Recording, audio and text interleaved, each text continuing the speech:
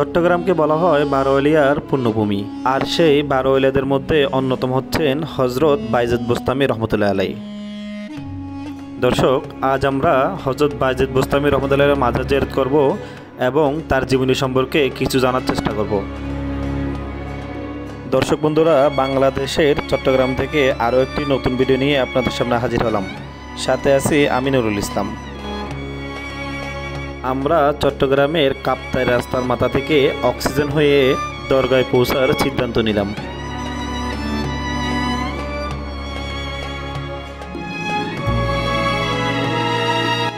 দর্শক বন্ধুরা, আমরা অবশেষে চলে আসলাম হজরত বাইজিদ বোস্তামি রহমতুল্লাহ আলাইয়ের মাজার শরীফে।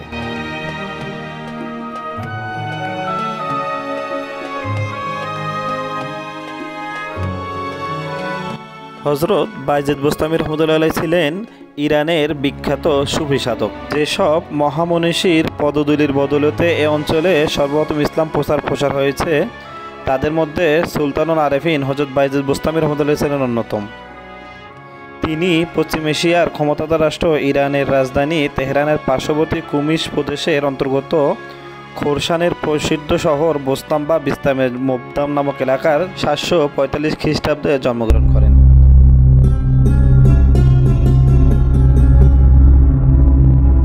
তার জন্মস্থান বোস্তাম বা বিস্তামের দিকে সম্পর্ক করে তাকে বোস্তামি বলা হয়। দর্শক, আমরা এখন আছি হজরত বাইজিদ বোস্তামি রহমতুল্লাহর মাজার শরীফ। দর্শক দেখেন, এটি হচ্ছে এই মাজারের উজুখানা। তো আমরা মাজারে ঢোকার আগে উজু করে নিলাম। আমরা দেখলাম আমাদের মতো আরো অনেক লোক এসেছে এখানে জিয়ারত করার জন্য।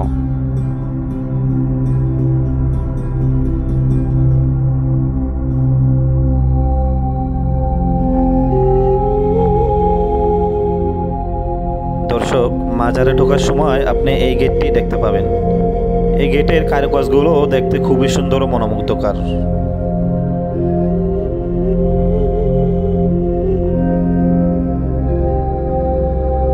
হযরত বাইজিদ বোস্তামি রহমতুল্লাহ আলাইহির ছোটবেলা সম্পর্কে তেমন কিছু জানা যায় না, তবে তিনি বেশিরভাগ সময়ই নিজ বাড়িতে অথবা মসজিদে কাটিয়েছেন।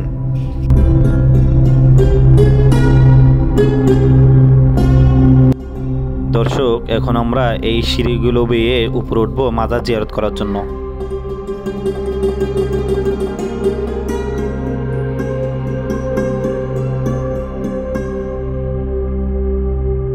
এই সিঁড়ি বেয়ে উপরে ওঠার সময় আপনি সিঁড়ির দুপাশেই শুধু কবর আর কবর দেখতে পাবেন।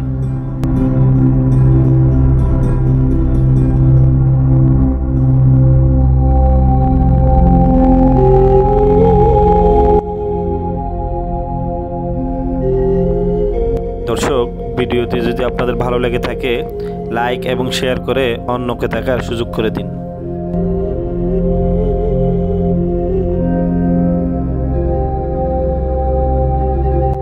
দর্শক, এই সেই সুলতানুল আরেফিন হযরত বাইজিদ বোস্তামি রহমতুল্লাহ আলাইহির দরগা শরীফ।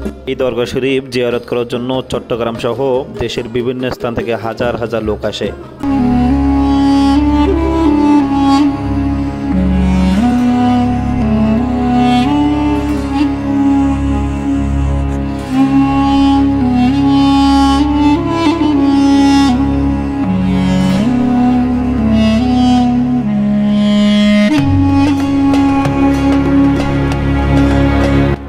হযরত বাইজিদ বোস্তামি রহমতুল্লাহ আলাইহির দাদা ছিলেন একজন পারসি ধর্মাবলম্বী, যিনি পরবর্তীতে ইসলাম ধর্ম গ্রহণ করেন।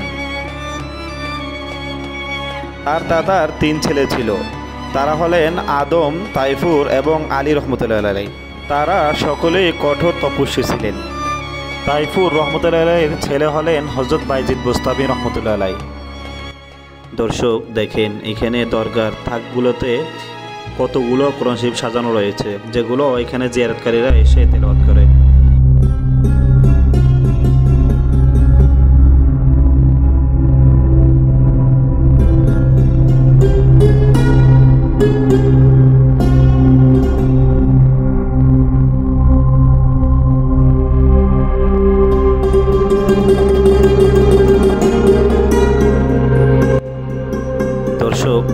এখানে দেওয়ালে টাঙানো রয়েছে হযরত বাইজিদ বোস্তামি রহমতুল্লাহর জীবনী।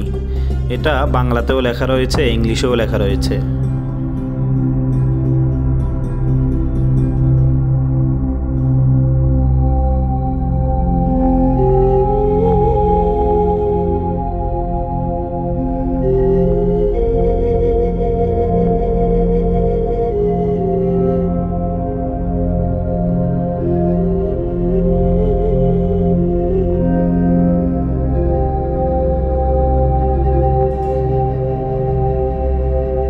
হযরত বাইজিদ বোস্তামি রহমতুল্লাহ সম্পর্কে একটি কাহিনী জানা যায়। একদিন বাইজিদ বোস্তামির মা খুবই অসুস্থ ছিলেন।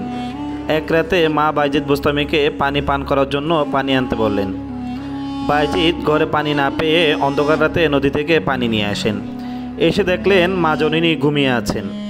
তিনি ভাবলেন মাকে জাগালে মায়ের ঘুম ভেঙে যাবে, তাই তিনি পানি হাতে দাঁড়িয়ে থাকলেন।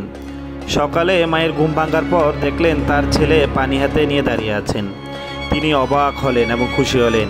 মা আল্লাহর কাছে প্রাণ ভরে ছেলের জন্য দোয়া করেন। আল্লাহ মায়ের দোয়া কবুল করলেন। পরে তিনি পৃথিবীতে জগৎ বিখ্যাত অলি বাইজিদ বোস্তামি নামে পরিচিত হলেন।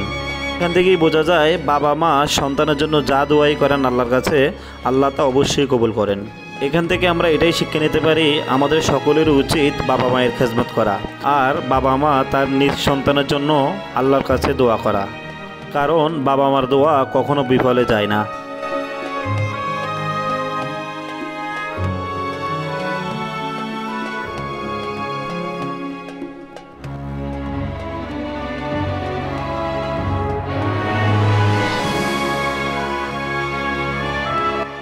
দর্শক, এটি হচ্ছে মাজারের পিছনের অংশ।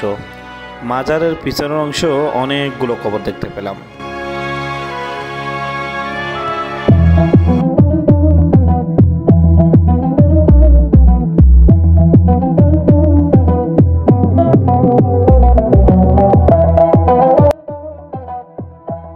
দরগার পিছনের পরিবেশটা খুবই নিরিবিলি, চারদিকে শুধু গাছপালায় ঘেরা।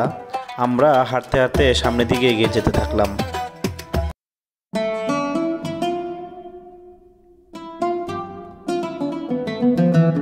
এই রাস্তা দিয়ে হাঁটার সময় আমাদের চোখে এক পাশে পড়লো শুধু কবরস্থান, অন্য পাশে ঘরবাড়ি দেখা যাচ্ছে।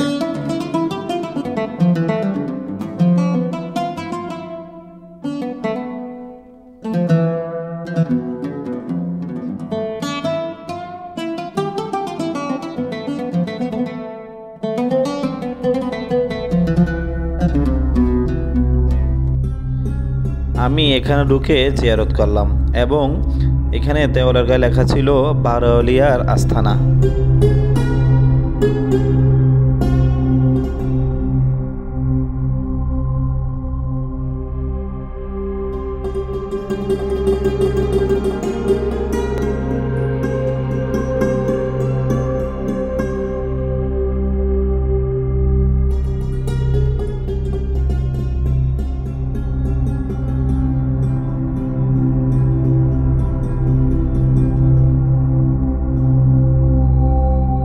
দর্শক দেখেন, দরগার পিছনের দিকটাও খুবই সুন্দর ও মনোমুগ্ধকর।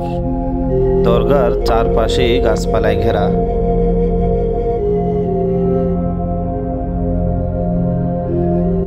ইতিমধ্যে জোহরের আজান হওয়ার কারণে আমরা উভয় চললাম নামাজ আদায়ের জন্য মসজিদে।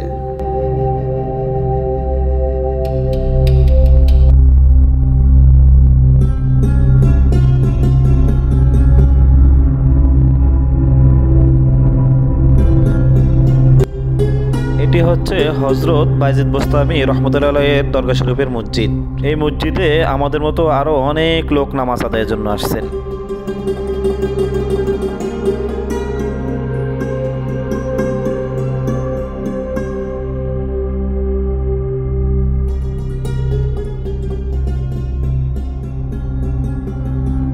আমরা আরেকটু সামনে গিয়ে মূল মসজিদের ভিতরে প্রবেশ করলাম।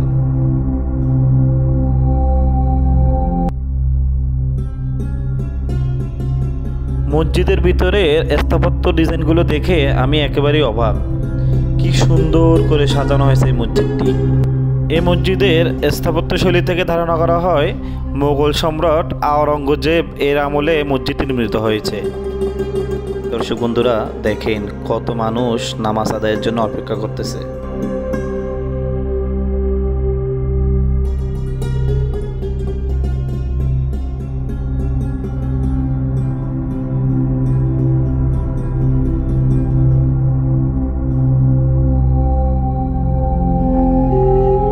এই মসজিদের ডিজাইনগুলো একেবারেই অন্যরকম, দেখতে খুবই সুন্দর এবং চমৎকার।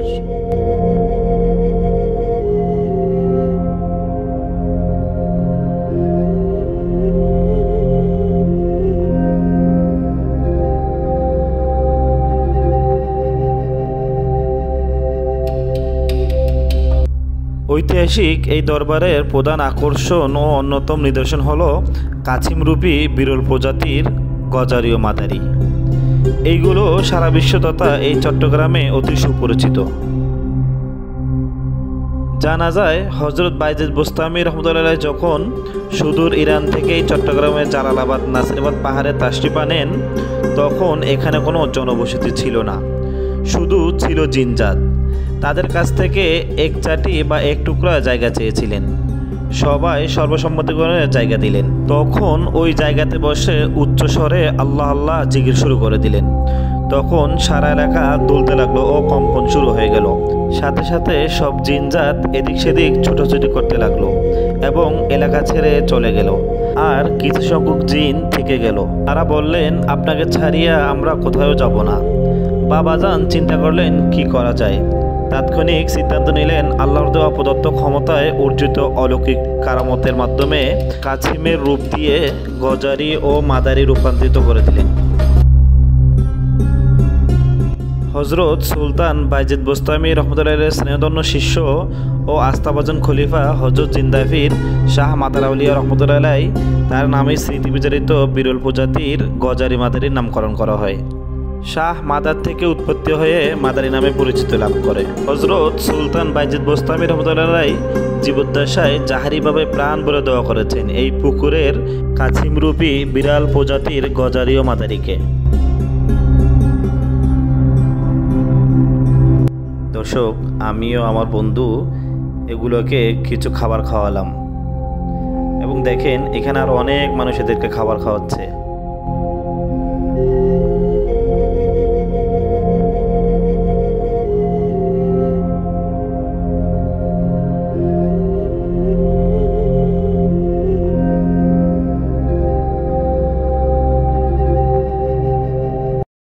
দর্শক দেখেন এখানে কত মানুষ তাদেরকে খাবার খাওয়াচ্ছে। এদের প্রিয় খাদ্য হলো গরুর ফুসফুস বা মাংস, সিদ্ধ ডিম, মিষ্টি, পাউরুটি, কলা ও মুড়ি উল্লেখযোগ্য। বিরাল প্রজাতির গজারি ও মাদারির আকৃতিতেও কিছু পার্থক্য আছে। তা হলো এদের পিঠের মেরুদণ্ড হুবহু মানুষের পিঠের মেরুদণ্ডের মতো। বিভিন্ন দেশি বিদেশি প্রাণীবিদ্যা বিভাগের বিজ্ঞানীরা গবেষণা করে এই মর্ম উপনীত হন যে এই বিরল প্রজাতি তথা গজার মাদারি বিশ্বে কোথাও নাই বা দেখা যায় না। অনেক দর্শনার্থীকে দেখা যায় অহেতুকভাবে কাঠি দিয়ে শরীরে আঘাত করা, পাথর ছুঁড়ে মারা বা হাত ধরে টানা হেঁচড়া করে। কিন্তু প্রত্যেকে জানা ও বোঝা উচিত ওরাও তো আল্লাহ সৃষ্টি, এগুলোর সাথে এভাবে করা কখনো কাম্য নয়।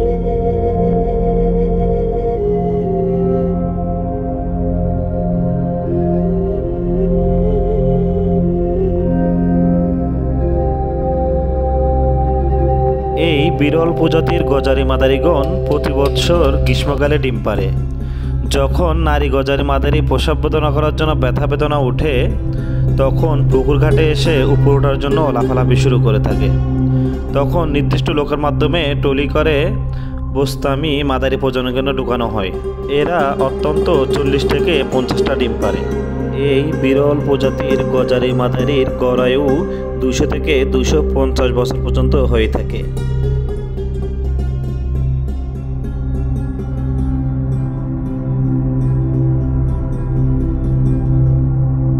দর্শক, এই যে ঘরটি দেখতেছেন, এই ঘর থেকে খাবার ক্রয় করে এগুলোকে খাওয়ানো হয়।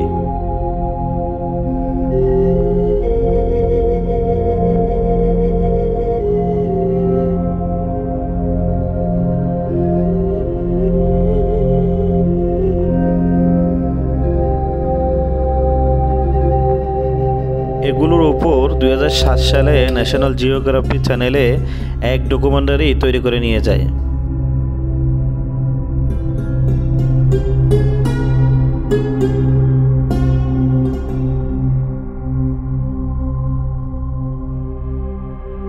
দর্শক, আজ এ পর্যন্তই। দেখা হবে এরকম ইন্টারেস্টিং আরেকটি ভিডিওতে। সেই পর্যন্ত সবাই ভালো থাকবেন, সুস্থ থাকবেন। আল্লাহ হাফেজ।